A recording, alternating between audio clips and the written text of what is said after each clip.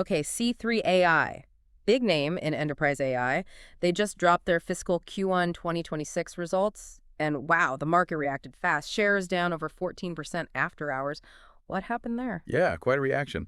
So we've dug into their official release, the investor stuff, market takes, everything.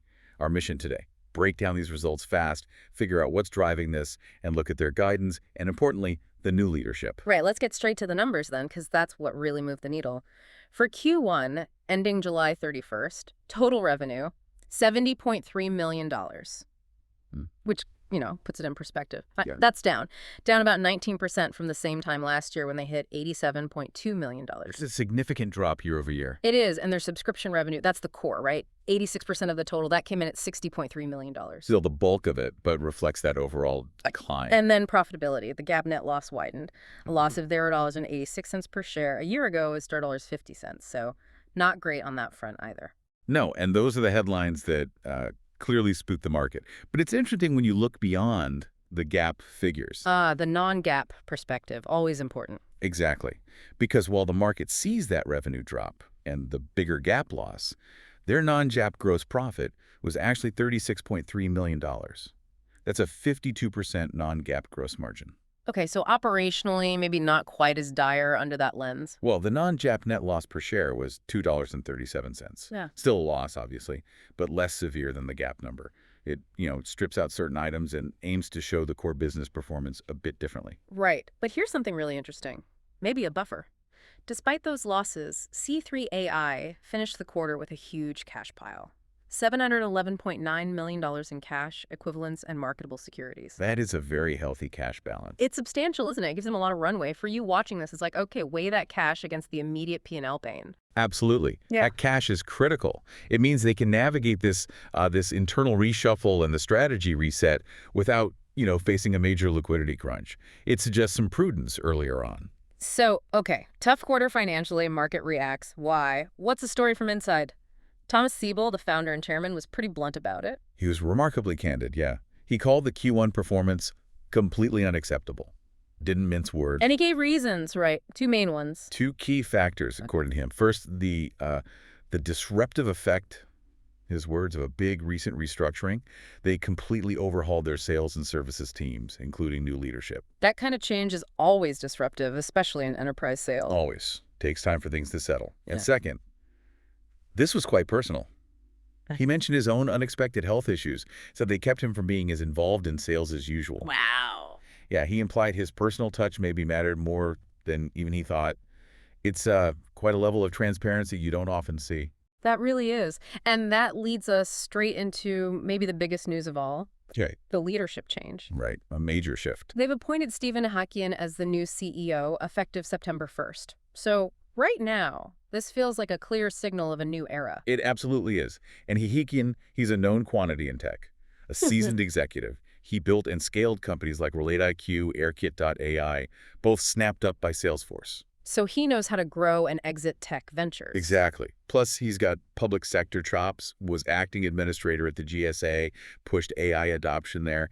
That mix is really relevant for C3 AI, given their federal business. And Siebel isn't just vanishing, is he? No, he's staying on as executive chairman. He'll assist Ehikian, focus on key partnerships, strategic customers, product strategy. It's a transition designed to keep his expertise involved. Okay, so new CEO, what's his take? Is he sounding cautious given the Q1? Quite the opposite, actually. Ehikian came out strong, called C3 AI one of the most important companies in the AI landscape, said their platform is unmatched. Strong words. Very. And he stated he's confident about capturing an increasing share of the immense market opportunity in enterprise AI. So definitely projecting confidence despite the recent results. That's setting a high bar right from the start. Okay, so what about the near term? What's the financial outlook, the guidance? For Q2, the current quarter, they're projecting total revenue between $72.0 million and $80.0 million. Potentially a bit better than Q1, but still in that range. Right. And the non-GAAP loss from operations, they're guiding between negative $49.5 million and negative $57.5 million. So still expecting operational losses as they sort things out. Okay, but what about the full year? Did they update that? Here's the other big piece of news. They withdrew their previous full-year guidance for fiscal 2026. Pulled it entirely. That's usually a pretty significant move. It is. It signals real uncertainty or, more likely here, a fundamental reset. They directly tied it to the new CEO appointment and that sales restructuring, basically saying things are changing, our old targets don't apply right now. So a strategic pause on projections. Exactly. They said they'll give new guidance for Q3 in the full year when they report Q2 results. It's a clear signal of recalibration under Ehikian. Okay, so financials were rough, leadership changed, guidance pulled. But what about the actual business underneath? Were deals still getting done? Yes, and that's the positive counterpoint in the report. They closed 46 agreements in Q1. 26. Okay. And importantly, 28 of those were initial production deployments. These aren't just trials. Real rollouts. That's encouraging. Yeah, across different industries too. HII, Nucor, Signature Aviation, plus federal stuff like the U.S. Army, Missile Defense Agency, suggests the core demand is still there, even with internal turmoil. What about those strategic initiatives they talk about? Partnerships and such. That's another bright spot, actually. They launched this C3 AI Strategic Integrator Program, SIP. Think of it like an OEM program. Letting partners build C3 AI tech into their own offerings. Precisely. Allows partners, big integrators, consultants, to license the C3 platform and build apps on top, selling them under their own brand. It's a way to scale reach massively. Smart channel play. They seem to think so. Called it an enormous opportunity. And the partner network did well. Overall, closed 40 deals themselves. The joint pipeline with partners is up 54% year over year. Wow. 54% increase in the pipeline. That's significant future potential. Any specific partner highlights? Yeah, they mentioned closing 24 agreements specifically with Microsoft and making progress on their big alliance with McKinsey. So those key relationships seem active. And generative AI, that's the hot area. How are they doing there? Making headway. Closed 9 C3 generative AI deals, 6 were initial production deployments. They're pushing this agentic data extraction angle. Agentic data extraction. So AI that can kind of reason and act on unstructured data, not just find keywords. That's the idea. Like an AI assistant that can understand complex documents, pull out the right info, validate it. It's a differentiator beyond just generating text. And are customers seeing value? Any concrete results? They reported some pretty compelling stats, like customers seeing 20% boosts in employee productivity, 80% faster inspection planning, even 90% labor savings in analyzing archives. Real ROI numbers. Okay, those are tangible benefits. That definitely helps make the case for the tech, even if the overall financials are shaky right now. Exactly. So you have these operational bright spots, the federal deals, the partner program growth, the Gen AI deployments showing real value, suggesting the underlying tech and demand are solid.